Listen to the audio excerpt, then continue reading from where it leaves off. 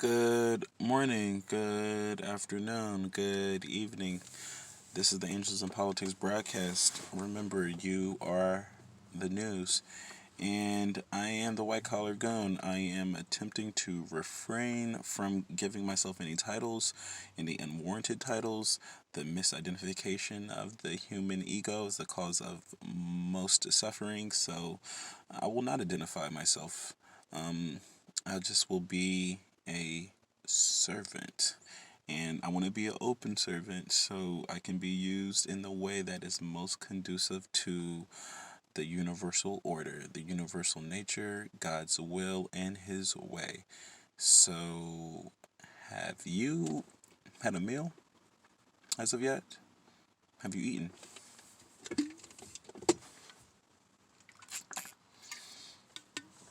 This is just water. I mean, I'm not fasting as of right now, but I did have some oatmeal for, I guess it would be classified as breakfast, but it was pretty late, so it was like for lunch. But oh my gosh, the oatmeal was so good. I mean, the flaxseed was in there, the blueberries, the raspberry, the walnuts, the granola, the coconut oil. Throw that in there. The cinnamon. Oh my gosh. A little bit of brown sugar, actually, a little bit more than a little bit. I like it sweet. But we had that in there as well. The raisins were in there as well. It was like, I would say the kitchen sink was inside of my bowl of oatmeal. But it turned out really well.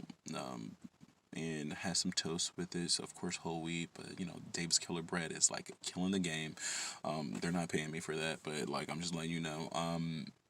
It was really good, really good. But that's not really why I'm here to promote my lunch or promote my breakfast. Even though I do like to talk about food, and I hope that you enjoy food the same way that I do. Um, but yeah, yeah. Make sure you have a meal. I guess that's where I want to get to every time I speak to you. It's just because I just want to make sure that you're eating, and I want to make sure that you're fed. And if you haven't been fed, hopefully I can provide you with um, some type of emotional or spiritual or social food that you can feed off of. And I guess this is why I'm here. Spiritually, like I won't be able to like provide you with that. I believe the Spirit is within you, God is within you, and I feel like you should go to the text. You should go to a community that is conducive to awakening and revitalizing and rejuvenating that spirit. Some people call it church. I go to church. Some people may go to the synagogue. Some people may go to the temple. Some people may go to various altars or various structures whereby they might place flowers or food or light incense or candles or burn some type of element, make some type of sacrifice, and they go there and they pray multiple times throughout the day. And I found this in Buddhist countries. I found this in places that or countries that weren't Buddhist, but people had various you know religions, or they had various belief systems, and it's very beautiful. So cultivate your spirit in that way. Maybe read the Bible, maybe read the Quran, maybe read uh, the Bhagavad Gita, maybe read the Torah. Maybe there's so many texts for you to read. I mean, I read philosophy, various philosophy books. I speak about meditations of stoicism, but I also uh, every morning I go into the Bible, and I need that for spiritual nourishment. And just to provide me with guidance. And yeah, I guess the word would be guidance with the gratitude. It provides me with a sense of clarity, and it allows my directing mind to be focused on the gifts, the ABCs. And I know when you think ABCs, you think the acronym always be creative, and that is very true. But I mean like the spiritual ABCs, like the altruism, the appreciation, the benevolence, the boldness, the courageousness, the compassion, the the caring component, the compassion, the concessions we make for compassion and for caring leads us to the diligence, the dedication, the dutiful work that we will present ourselves with in every sense of the word, every area of expression. We're gonna be empathetic, encouraging, empowering, and that's gonna be through the psychological realm. That's gonna be through the spiritual realm. That's gonna be through the mental realm, the cognitive realm, the emotional, the social, of course the physical. Oh my gosh, our body's gonna be open, our hearts will be open. The third eye chakra is gonna start to activate. The crown chakra, we're gonna allow that cosmic energy to flow through us. What is the cosmic energy? That's the universal life force. That's prana. That's that prana. When you talk about pranayama, it's like we're regulating the universal life force that is in every single thing, any permanent or impermanent object, any animate or inanimate object, anything that's in this world has energy, and that is God, and we're able to tap into that because that's what we're made of. Oh my gosh, I'm so hype, and all I'm drinking is water. You feel what I'm saying? All I'm doing is just sitting down in my whip speaking to you, but like once you start to understand, like this is us, like we're on our way, we're on our path to being self-realized, self-actualized. The reason why I'm doing this is that's the pyramid of growth. That's our hierarchy of needs, but our hierarchy of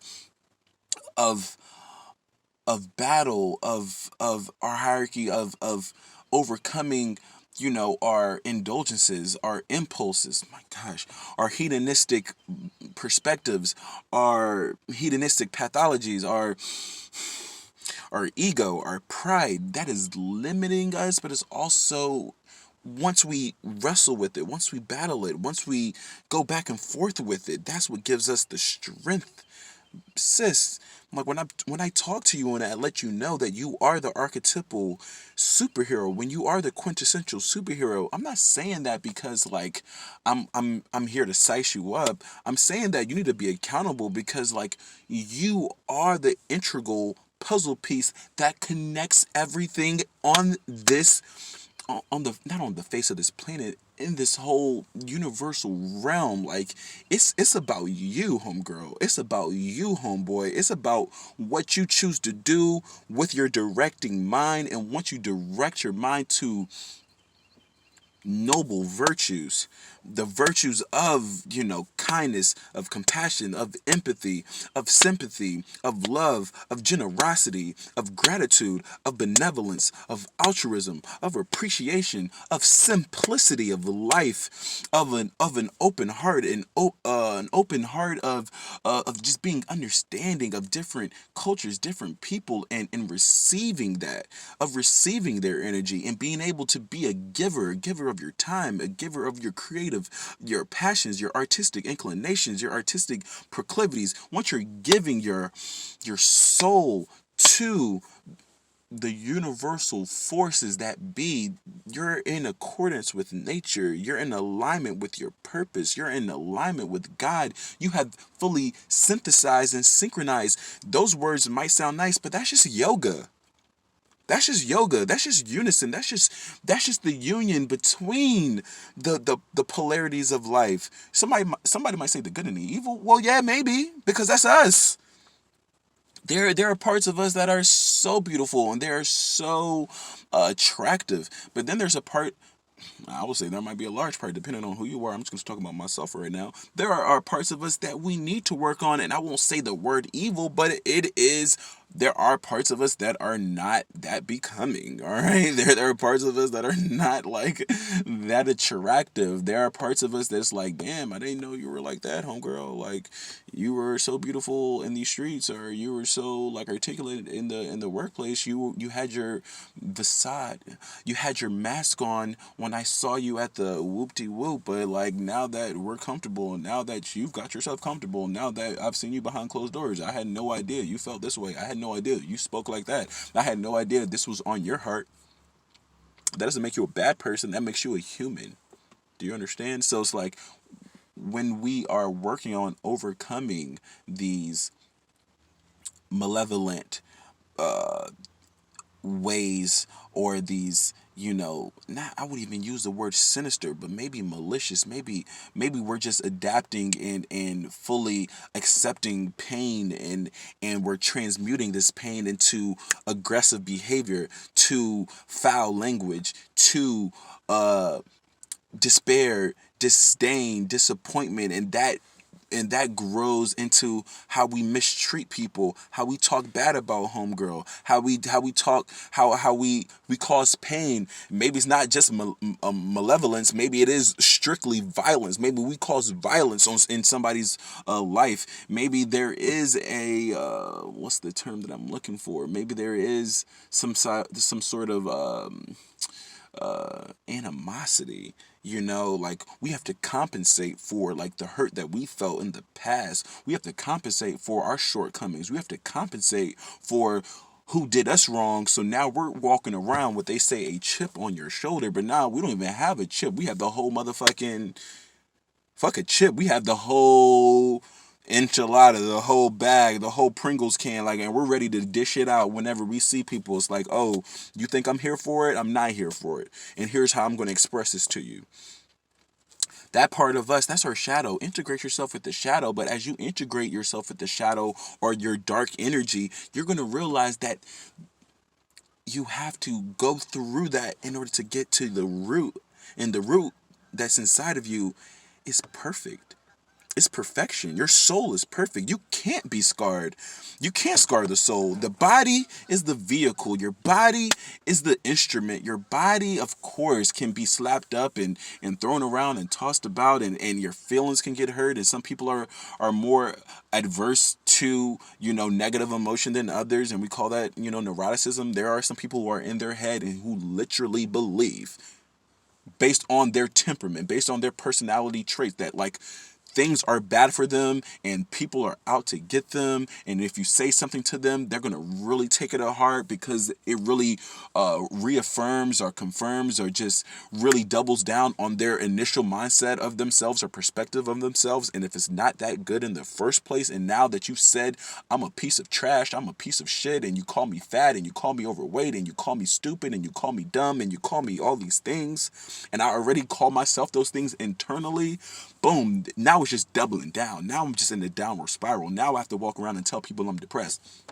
Now I need to pay people hundreds and thousands of dollars that I don't have, because I need to talk to somebody about these things. Like, it's like, we have to understand that this is our shadow. This is our ego telling us that.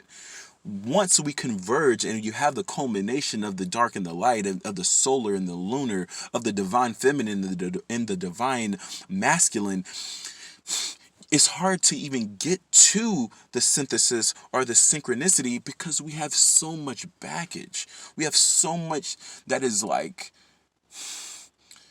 hindering us. It's encumbering us. And when I say encumbrances, I'm like imagine running or going on a hike, but instead of having, being free on this hike, instead of just walking around with just a comfortable jumper and your hiking shoes, and you're walking with your dog or your significant other, or maybe you're just by yourself and you're just with your thoughts and your breath, and you're just inhaling and exhaling. Now you have a fucking weighted vest on you, bro. Like, now you have, like, somebody else's, backpack and their rucksack. It's not even your rucksack. It's somebody else's shit on you.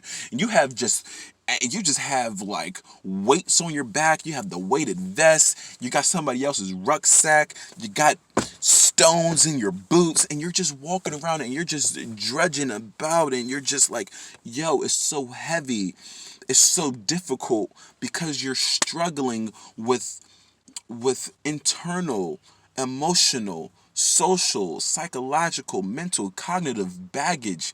And it's like, damn it, I can't even receive. You can't receive the blessings that are bestowed upon you every single day, because your hands are full. Literally, your hands are full of disenchantment, of malevolence, of discouragement, of insecurities, of your ineptitudes, of your fears. You have fear in your hand. My gosh, homegirl, you're walking around with worry. You're walking around with so much, because somebody called you a hoe. Somebody called you out your name. Somebody said they didn't like your sexual openness. They didn't like your selection in men. They didn't like your selection in women. They didn't like that. And now you're walking around with other people's thoughts and their insecurities, and you have all of it, and you can't receive.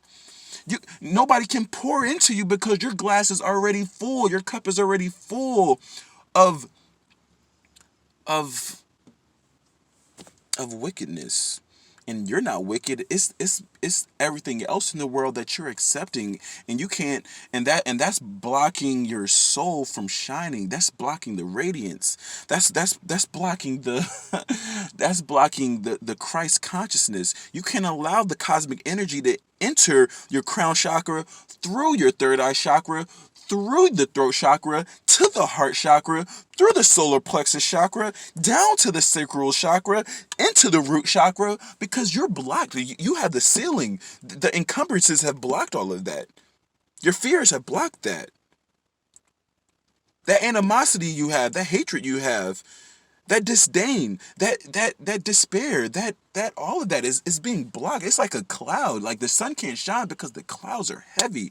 Homegirl, I know some of you have, listen, I know some of you have trauma from your past that is unspeakable how evil it is. It is remarkably it is remarkable to see how beautiful and how strong and how educated and how competent and how confident, not just competent but competent with confidence, how that culminates and how that coalesces. Like, it is remarkable to see how you have become such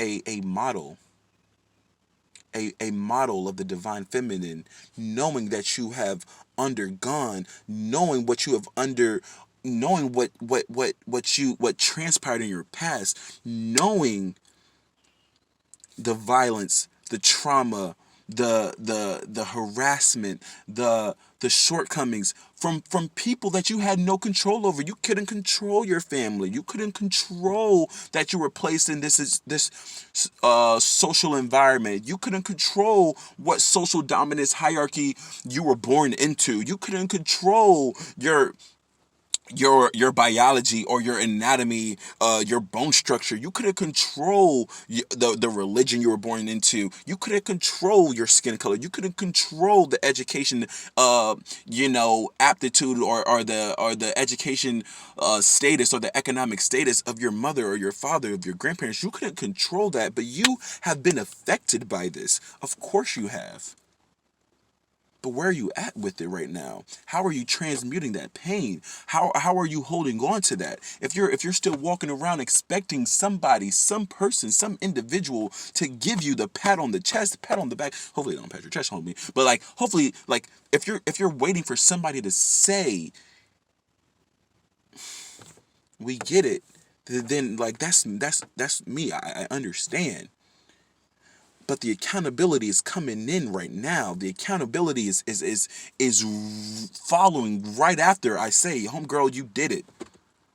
Homegirl, you're doing it.